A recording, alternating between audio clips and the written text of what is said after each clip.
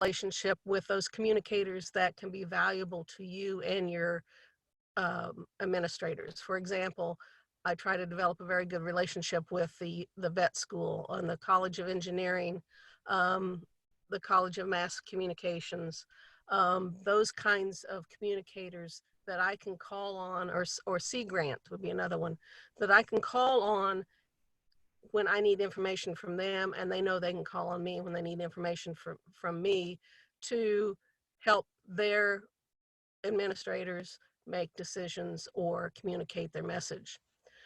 Commodity groups is another one that you need to develop those relationships with, because they have the information that your administrators need to create better messaging. Commodity groups like in Louisiana, the Forestry Association's big, the Rice Research Group is big, the Soybean and Grain Promotion, the Sugarcane League, those kinds of groups we develop very strong relationships with, and they know that they call us so when they need something or need something from our administrator and vice versa.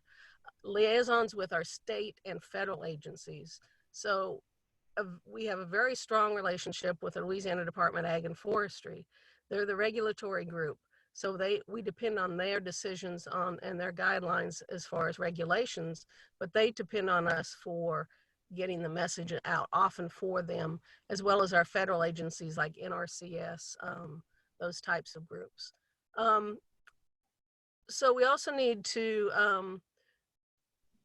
develop an understanding that the land grant system is important, and that our administrators and our faculty know that we are part of that land grant system, and that we are the viable, reliable, credible information that they can rely on in times of need, like the coronavirus, COVID-19 situation. We are providing that credible information in terms of food safety, exercise, working with 4-Hers, and what they can do in terms of having a virtual recess. What else is your institution really, really known for that plays a greater role in national awareness?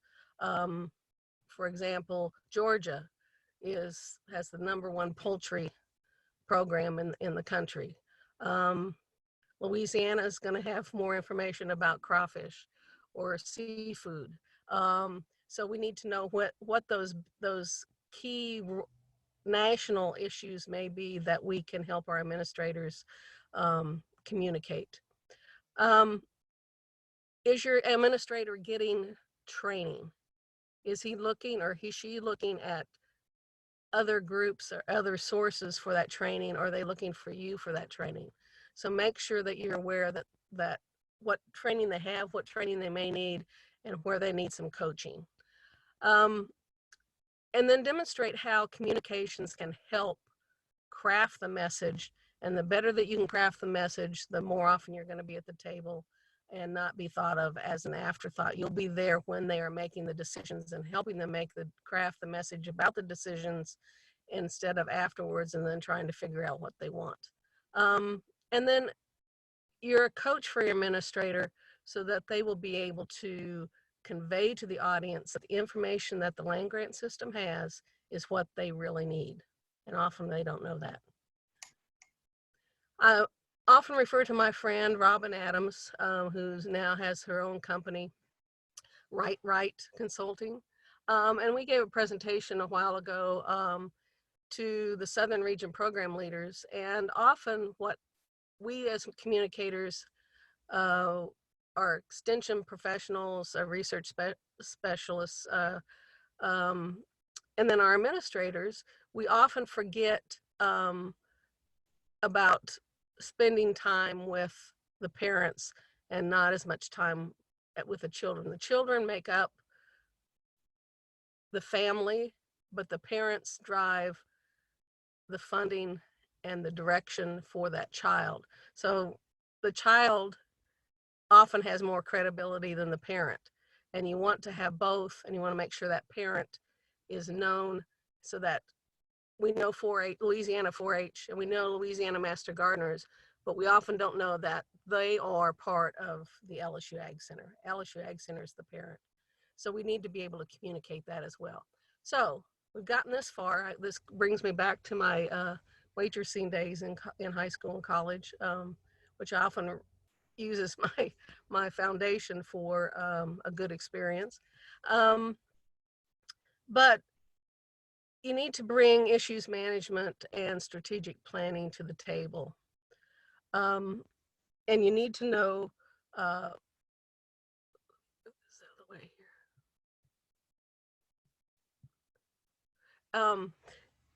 and those planning skills are going to help you be a better team player for those administrative meetings, and know and fully understand what's on the menu.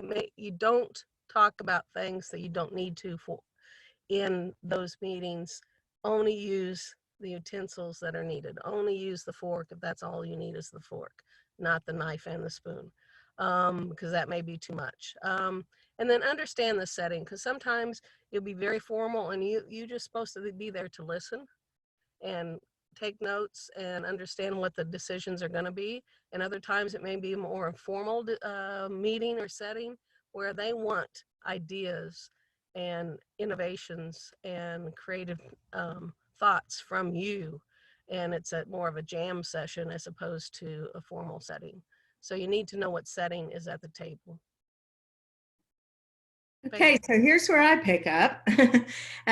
So now you've kind of set things forth, you've figured things out, you've made your case, and you've been invited to be a part of this executive team, or to be a part at least of the executive team's meetings. So you have to go into those meetings with the right frame of mind. As Frankie was just saying in that last slide, you've got to understand what the culture is in that meeting. You've got to be able to think globally, strategically, creatively, critically. They don't need you there as a tactician. If they only want to know how you're going to do what they're telling you to do, they don't need you in the meeting. They need you there as that critical, creative, strategic thinker who's going to be able to be that voice of reason, who's going to ask them questions about their plan that they haven't even thought to ask as they're formulating what they want to do. And you're going to help guide them through a 360-degree tour of an issue or an idea that they have. Help them look at, if we do this, what are the risks? What are the rewards? What are the opportunities? What would be the downside? Help carefully walk them through every strategic phase of whatever that idea is, and 9 times out of 10, you're going to find out that when you do that, they're either going to say, that really wasn't a very smart idea, we shouldn't do that, or you're going to help them come up with ways to help them improve their idea beyond what they were dreaming of in the beginning. And that right there is the core of your value to this group, because most of them, especially in our organizations, come from a very similar orientation. And you come from a completely different orientation. It's the same reason that when you sit in department head meetings, 2 people that you will commonly see stand out as making them think differently will be your ag econ department head and your ag leadership, education, communication, whatever you call it at your institution department head.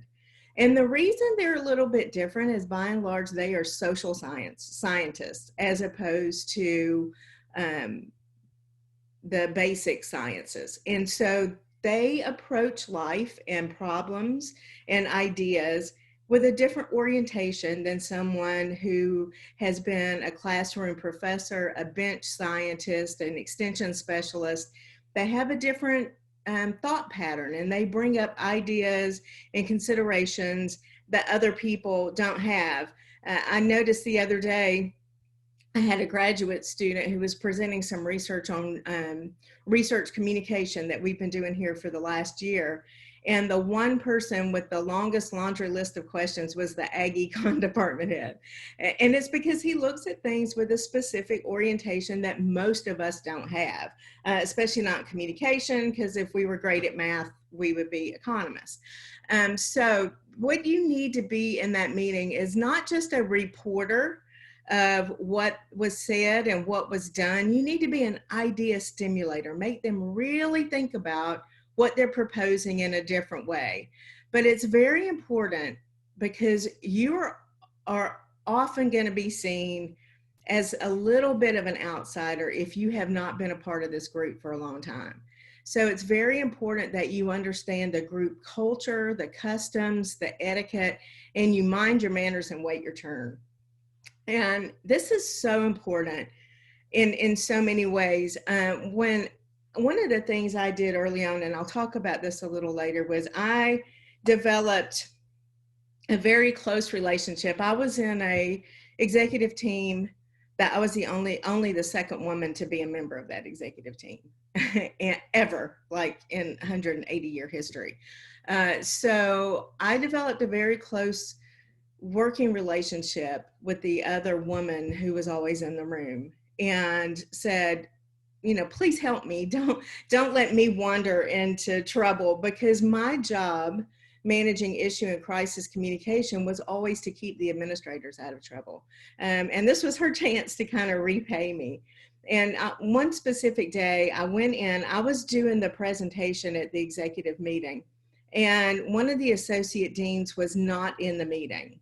And he's our longest standing associate dean, and he always sat immediately to the left of the dean who sat at the head of the table, right? Because that was the culture of the group.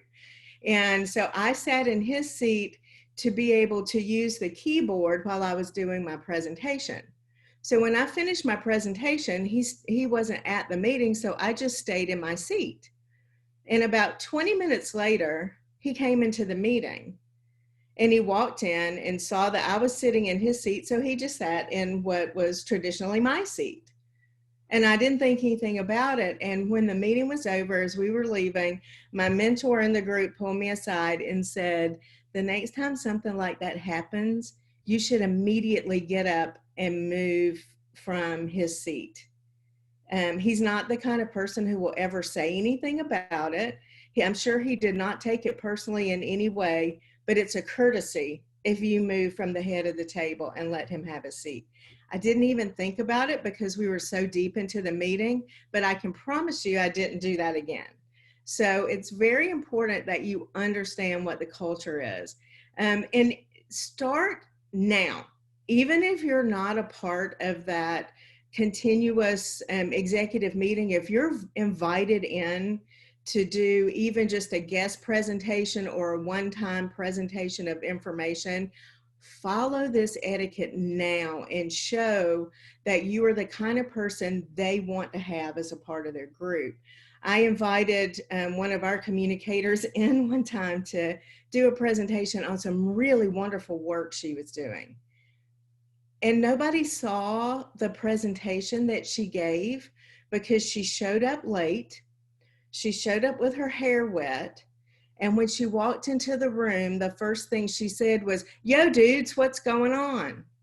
You can pretty much guarantee that if you walk into a room full of administrators, you can call them doctor, you can call them dean, you can call them ma'am or sir, but you don't ever call them dude. And so it's very important to understand what that culture is, because the minute she said that, she lost all credibility with them. And it didn't matter that she had done this wonderful piece of work. I spent several months after that convincing them of the value and quality of this work that she had done. So if you're not ready to be at the table, you shouldn't be at the table, because if you show up ill prepared, you will do so much harm than good. And so it's important that you be very prepared when you're invited into that room. And the question that folks like Frankie and me get asked a lot is, where is this magical table? Our friend Chris Sigerson used to always laugh and say, the secret is there really is no table. It's just an atmosphere of respect. and not really a place. And that is true in a lot of ways. You know, it's not a physical place that you go once a week for a meeting. It's that air of respect that you earn among your administrators that's there every single day, every minute of your working day. But you have to now think about, what are those groups in that context that you're already a part of, that you can bring from that group to your administrators a certain value. And some of them are the groups that we've already talked about, your communication or PR groups that you're a part of, internally and externally. I know when we're working with our counterparts in ACE, a lot of the things that we're finding out are problems that are going on in other states that are going to very quickly be our problems. So by working together with your ACE colleagues, talking about pending issues, pending crises, things that other universities are dealing with, you can bring that information back to your administrators as kind of a forewarning and help get out in front of that for your institution. One of the ones that I always think about was from many years ago. I was at an ACE meeting and I went to a presentation that Frankie did on Asiatic soybean rust. We don't grow a whole lot of soybeans in Georgia, but we do grow some. I didn't know anything about Asiatic soybean rust or why it was important, but I did know that if somebody I respected, like Frankie, was spending that much time developing a plan to address it, it was probably a big deal.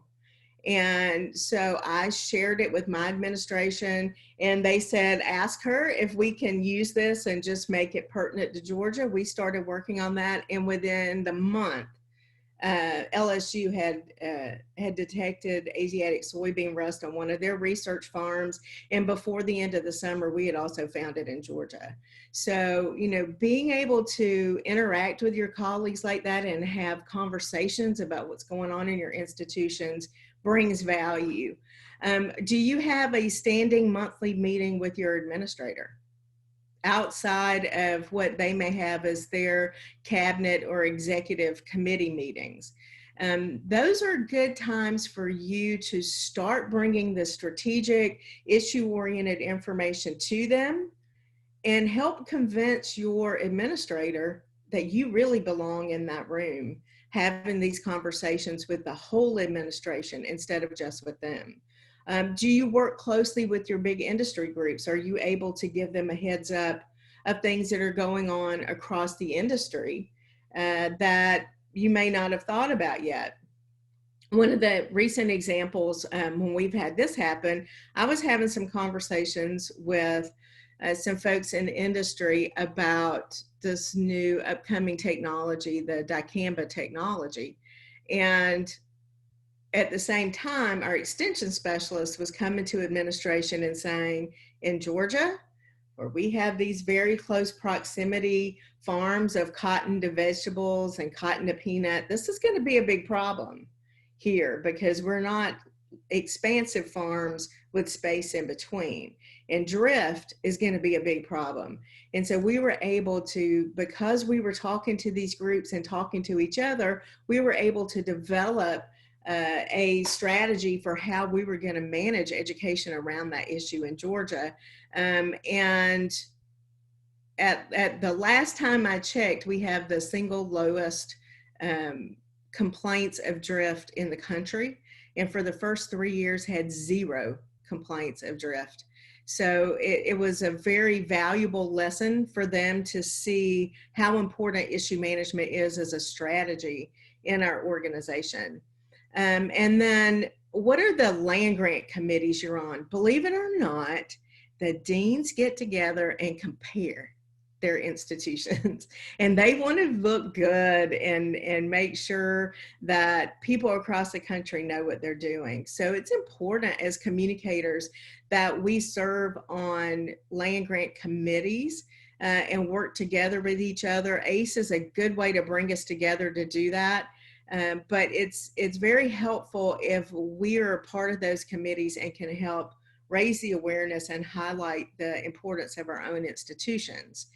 And showing leadership and earning reputation in those areas can also help boost your credibility at home amongst your own partners.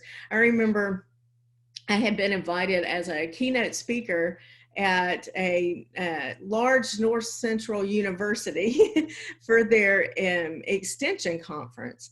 And in our executive meeting, you know, we go over our schedule. If we're going to be out of town, we let people know. And I said, if you all need anything from me this week, make sure you get to me before the end of day Tuesday. I will be going out of state to be keynote speaker at an extension conference. And one of the administrators turned to me in the middle of the meeting and said, why'd they ask you? Well, that wasn't really nice. But I got to say, outside of the walls of this building, people think I'm really smart. And so, you know, I was able to play it off and not make a fool out of him for saying something so foolish, but it made him go look. And a couple of hours later, he walked into my office and said, that was really rude. And I shouldn't have said that.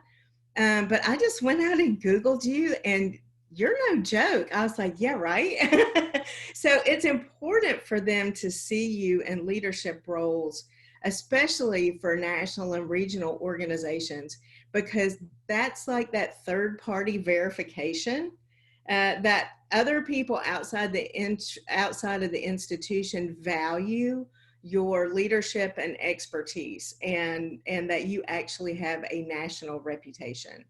And that's always helpful in getting you into a leadership role. But I think one of the most important things once you get into this role is that you always have to be willing to clean up after yourself. Don't just go off and leave problems. If you make a mistake, admit the mistake and fix it right away. Don't let it linger. Don't try to hide it. Don't try to deny that you made a mistake. That's just going to prolong the problem. If you make a misstep, apologize and don't do it again.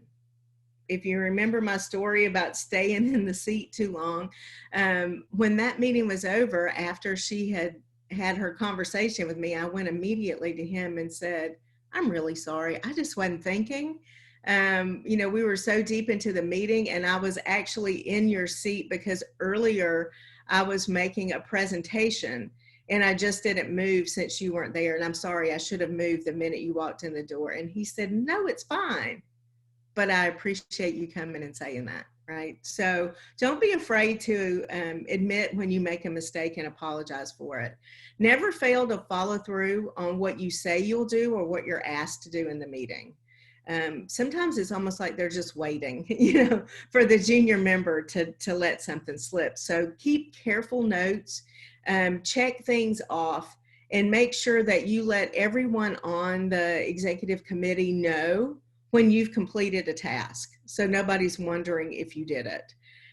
Collect and share verifiable, useful data. If you complete a task for them and you were able to measure how effective it was or what impact it had, collect that data and make sure you share it, because we don't want them to think that we're just like throwing things in the wind and hoping they work. We want to be able to show them that that communication is both an art and a science, and that we can collect data just like they can that shows how successful we've been. And remember that you're dealing with scientists generally. They like all facts, no fluff. They prefer some bullet data points and sort of an abstract as opposed to a long drawn out narrative.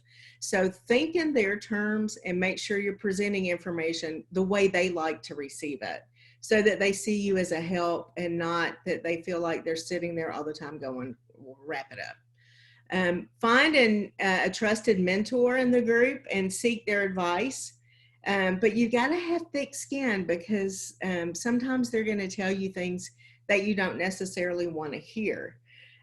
One of the people in my group also coordinates our Lead 21 program at UGA, which I just finished this year. A graduate. But one of the things when we were having a lot of our mentor conversations was, he said, here's how I approach any meeting.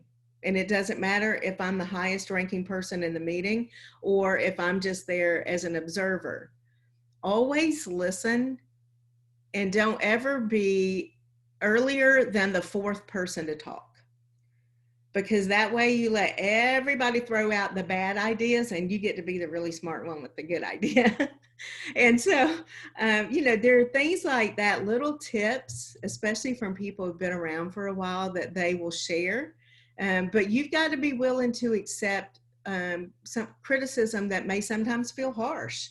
But if they are being kind enough to share it with you, then you should take it and try to work on what they say.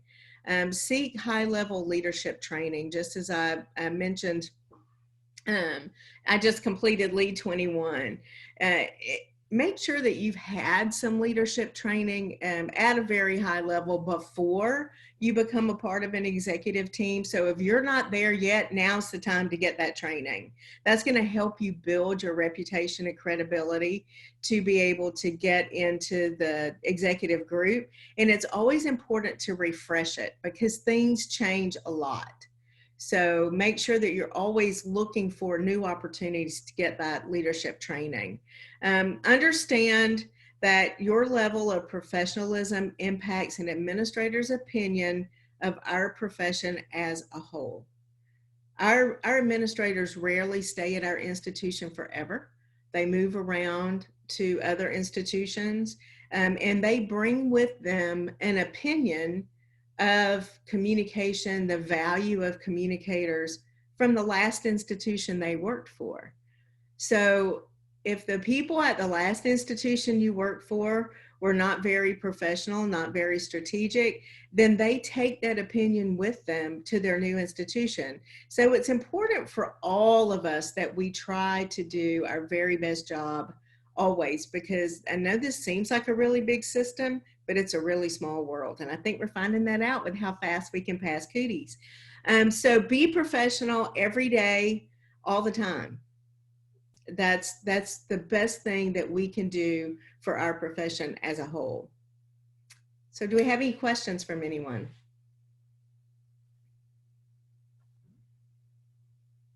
Anybody's got questions, feel free to unmute your mic and shoot them at either Faith or Frankie, or observations. Yeah, this is Jason. I've got a question for you too.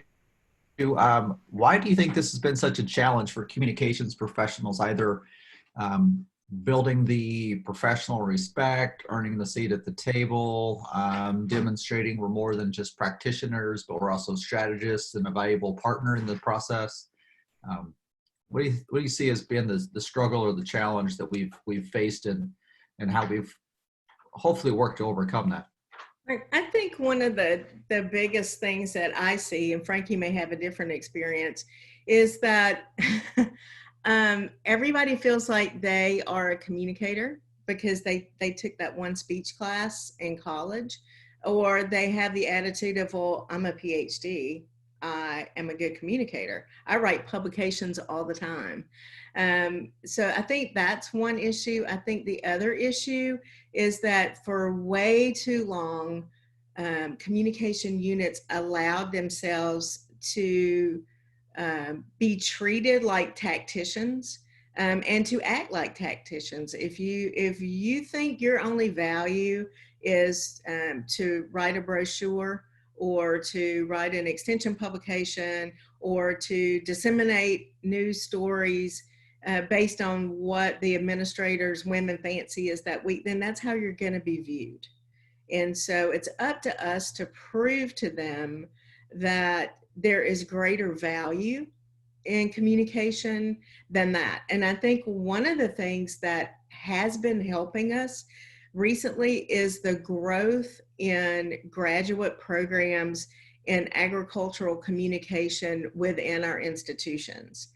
I know that has really helped at UGA, as we added master's programs and now a PhD program. It's like, oh, they earn a lot of degrees to be this level of expert. And so that it becomes harder for them when they have to admit, well, if we're going to be issuing advanced degrees, we have to treat people with advanced degrees with a greater level of respect.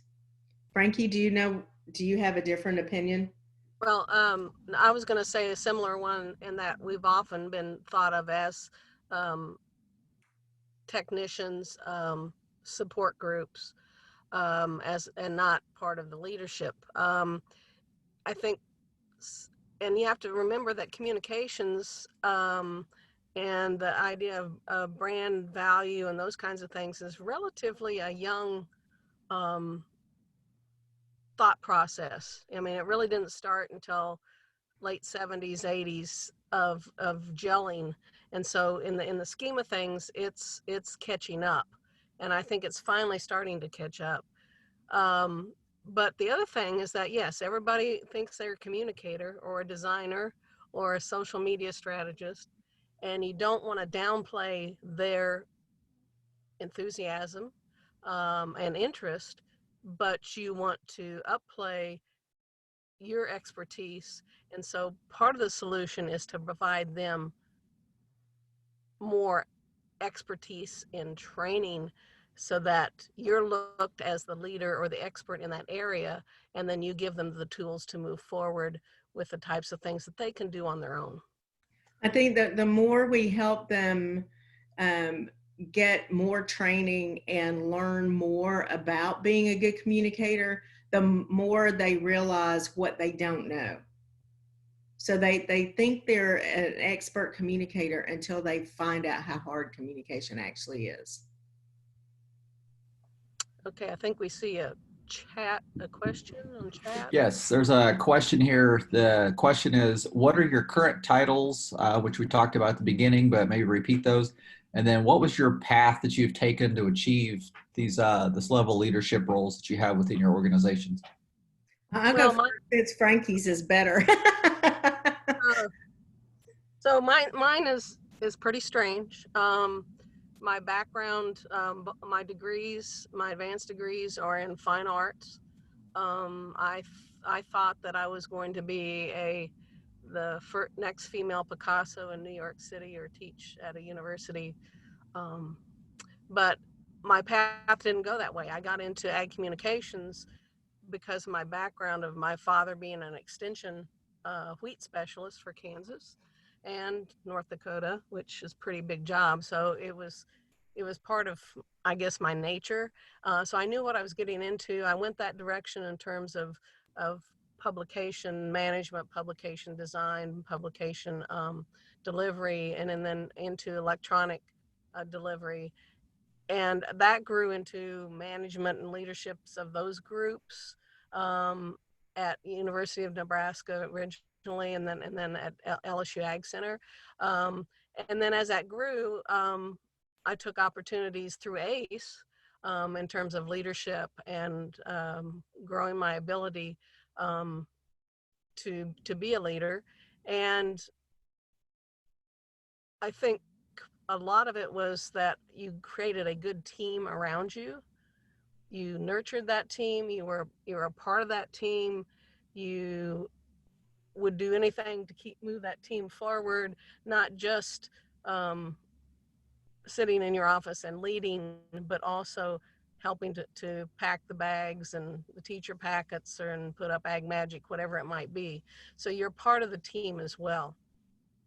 And if you have a strong team, then your administrators are going to see that and appreciate it.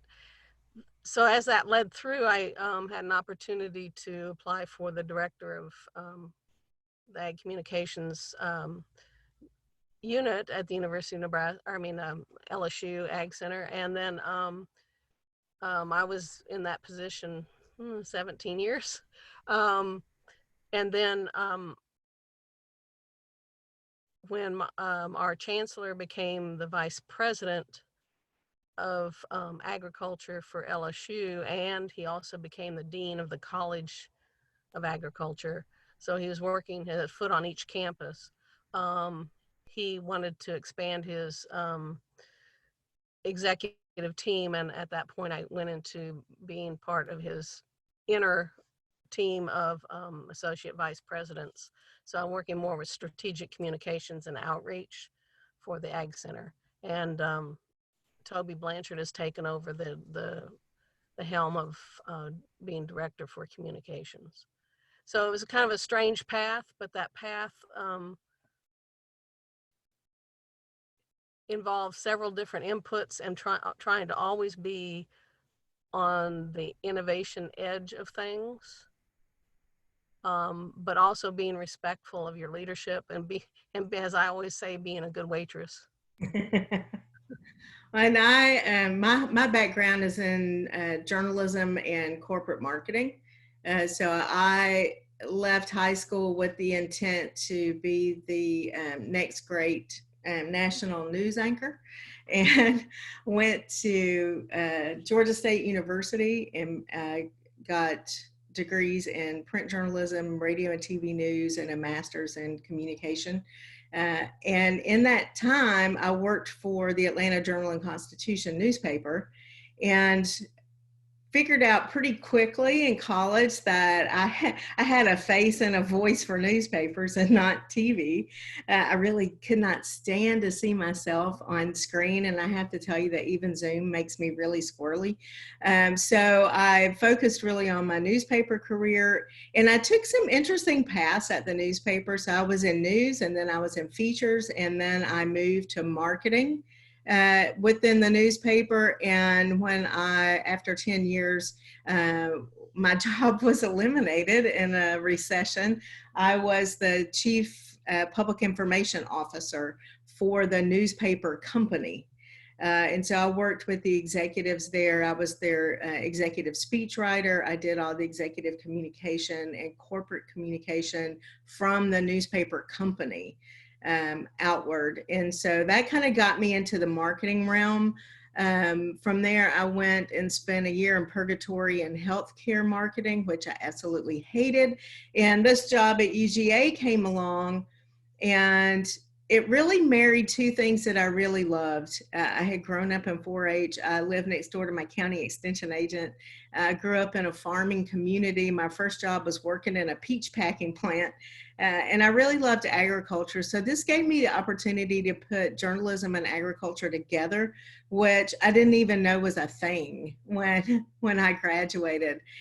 So I came to UGA with a 5-year plan to do this for 5 years and go do something different. And December 1, I started my 27th year with the University of Georgia, but I have moved around. So when I first came to UGA, I was an extension news editor. Then I became the team leader for public affairs, which kind of broadened my view of the work I was doing. And then in 2010, the dean of the college at that time saw a need to create this position that really focused on strategic issue management, crisis communication, brand and reputation management for both the college and the administrators, and to really help guide the high level view of where the college should be going and how we should be distributing our message and what that message should be. So that's when I moved into the role that I'm in now.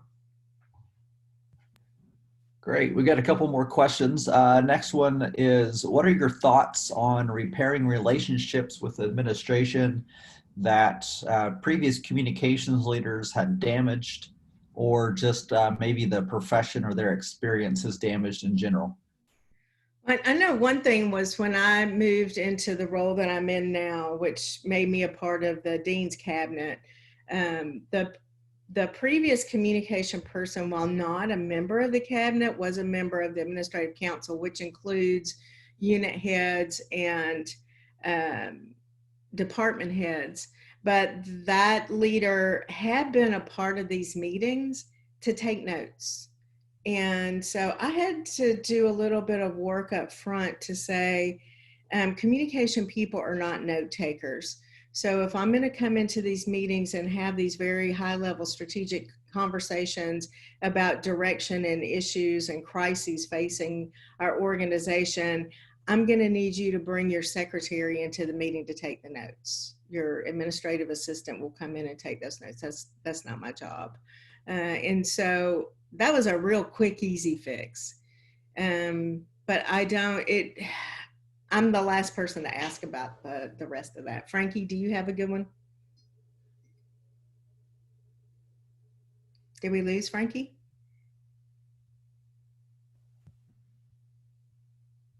If I'm muted, there we go.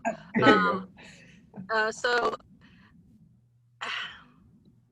it's hard to say that we really had a situation that was damaged, but I think there's always an opportunity with department heads and region directors and program leaders that are either seasoned or new, to remind them on a regular basis what the communications team is there to help them with. And if you don't constantly, and I want to say constantly meaning a couple times a year at least, make contact with those people and update them on what you can help them with, then they're going to forget about you, or you'll be a second thought. Good, thank you. So next question, you had mentioned Lead 21 as a specific leadership training, but besides that, what other areas of leadership training or sources of training might you recommend for somebody wanting to move up or to build on some leadership skills and experience? So this is Frankie. I know that we used to have the ACE leadership program, which was a very good program, and many of us had gone through that program or taught in that program. But in your states, there's usually some opportunities as well, either through the PROW, the public relations groups, sometimes even within the major cities, like the Baton Rouge Chamber has a leadership program. The Rice, USA Rice has a leadership program.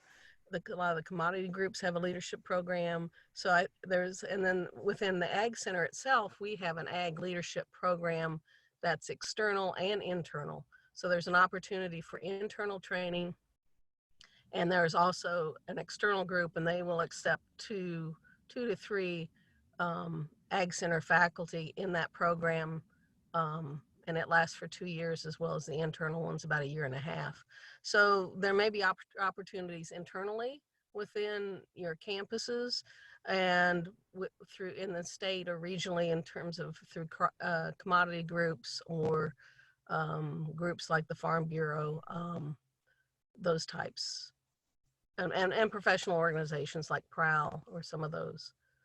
Yeah, I also would recommend, if you have an internal agriculture leadership program, like we have one here at Georgia, if you can become a part of that training so that you're teaching communication training to people who are taking those classes, that is a good way to meet a lot of people across the state who are up and coming leaders in agriculture, but also a good way that you can see what other people are being taught, and how communication is being included in their leadership orientation. So if we are not training up and coming leaders, especially the ones that are within land-grant universities, higher education, or agriculture, to value and respect communication,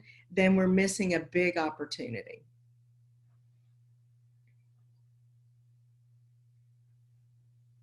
Thank you, Faith. Let's see. Comment here from Jennifer. I've done Lead 21, also a workshop on collaborative leadership from the Academic Impressions Company, and would recommend both. Training in diversity, equity, and inclusion is a strong area. Extension leadership team went together through a workshop with the Racial Equity Institute, which is very intensive and powerful. So thanks for that, Jennifer. Other questions, other thoughts and insight from our audience of nearly 50 right now. So. Wow. We must be bored. cabin fever.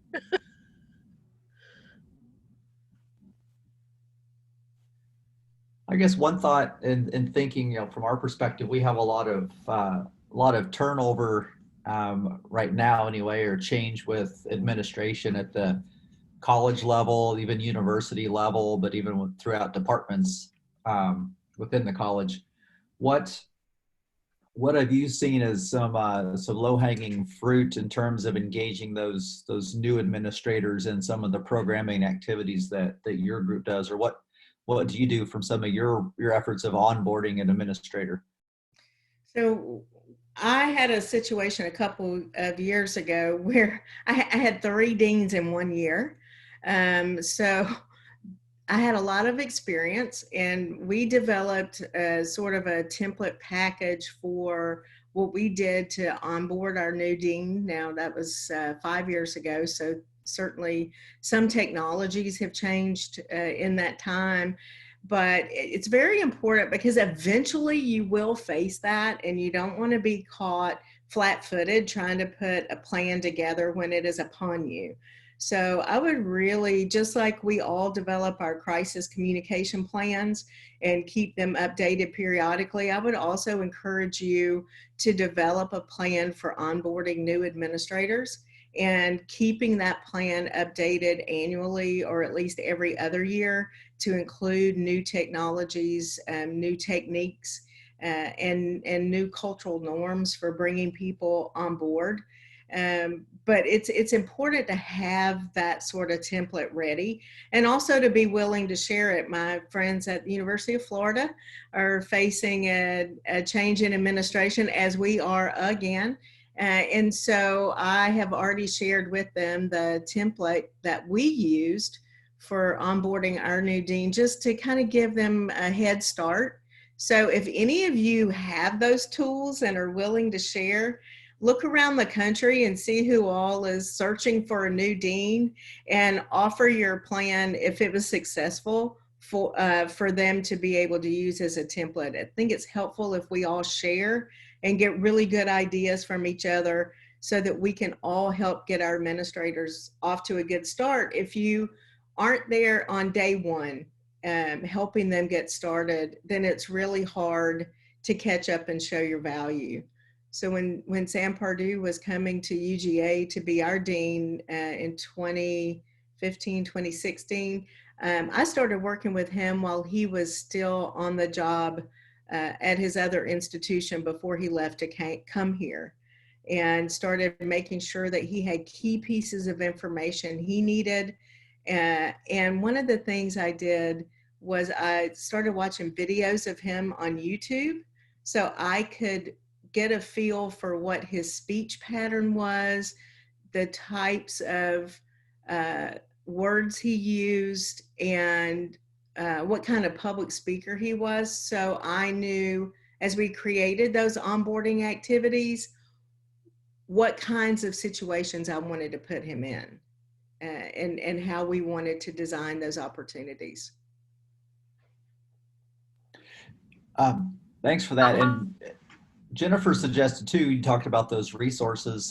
Maybe we start a thread on the Leadership and Management Forum on the ACE website as a repository or a place to share those. If either have them links, or I don't know if you can post files as attachments to that forum, but at least put out there that if you have one, maybe some key pieces out of it to kind of start a repository, so we can at least know who the contacts are to go seek out those resources as well. So. Good idea, Jennifer. And I think I cut somebody off. Frankie, maybe, did you have a thought on that too? Yeah, I had a quick thought because we haven't had a new dean or chancellor for 17 years. He's been in place for quite a while, but we love him and we don't want him to leave. But underneath that, it's not just the dean level, but the level underneath that is also a level that you need to look at in terms of making sure that you're providing training or building awareness with them of what communications capabilities are. And that's when we started having monthly meetings with what became the program leaders. In 2013-14, our extension director retired, and then our research director retired. And so those director positions went directly underneath the vice president, and he became like the super dean. So we went to a program level, leader level of associate vice presidents and of the program areas of research and extension together. And those 4 people, animals, plants, 4-H, food nutrition, are the leaders in those areas. And so those people we tried to meet with on a monthly basis because they were fairly new to the program, and some of those have retired since then. And so we've got new program leaders now that are just starting, and to remind them of what we can do for them and what we're working on, but also find out what new programs or research things or events or media opportunities they may have that we don't know about.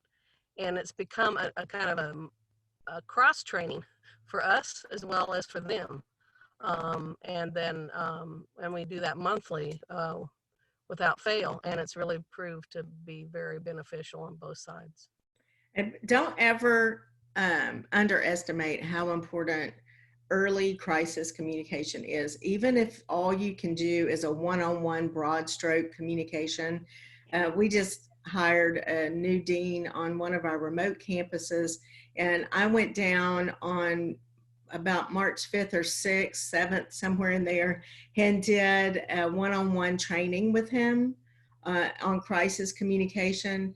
And I had the retiring dean on that campus come in and make sure that we were aware of every potential issue or situation that was going on.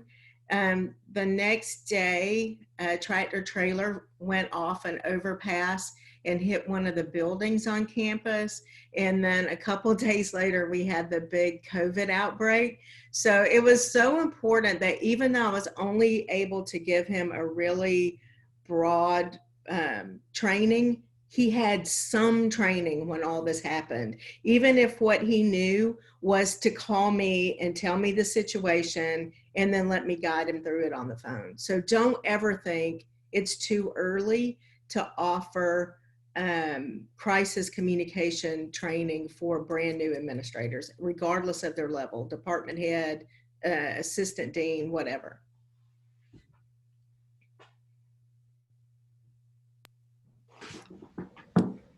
All right, any other questions from our group? We're closing in on our hour's time, so want to be respectful of everybody's schedule. I'm sure we're all dying to get to the next video conference that we've got going on, but we also want to make sure we tackle any questions or thoughts that we've got out there in the audience.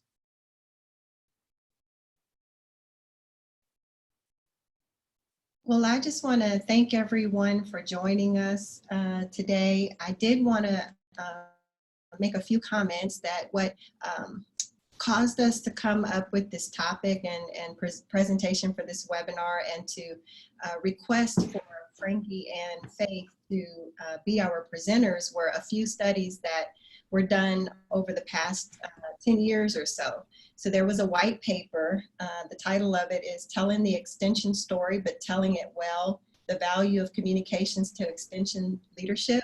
It was authored by Elizabeth Gregory North, of course, our very own presenter today, Frankie Gould, Robin Adams, and Bob Reynolds. There was another study done entitled, What Are the Characteristics of U.S. Land Grant Communications Units? And that study was conducted by Jennifer Alexander, Kenna Kessler, and Dr. Kelsey Hall, pardon me for that.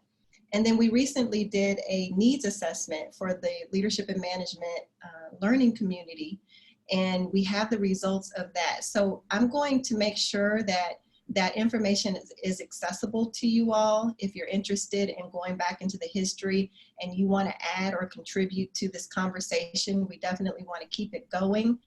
We're going to post an evaluation of this webinar, so please be on the lookout for that in the forum. And if you are joining us and not a member of ACE, we welcome you and thank you for being a part of this conversation. It will also be accessible to you on the ACE website under the Leadership and Management Learning Community. menu item on the homepage. So again, want to thank you and also thank my co-chairs, Maggie Lawrence and Jason Ellis, for making this a very smooth operation. And of course, our speakers, Frankie Gould and Faith Peppers, for being a part of this and graciously accepting the invitation to come and speak to you all. Look forward to doing it again. Everyone, please stay safe, be well, and we will see you next time. Thank Wash your hands. you. And practice social distancing if possible. Bye, everybody. Thank you so much. Bye.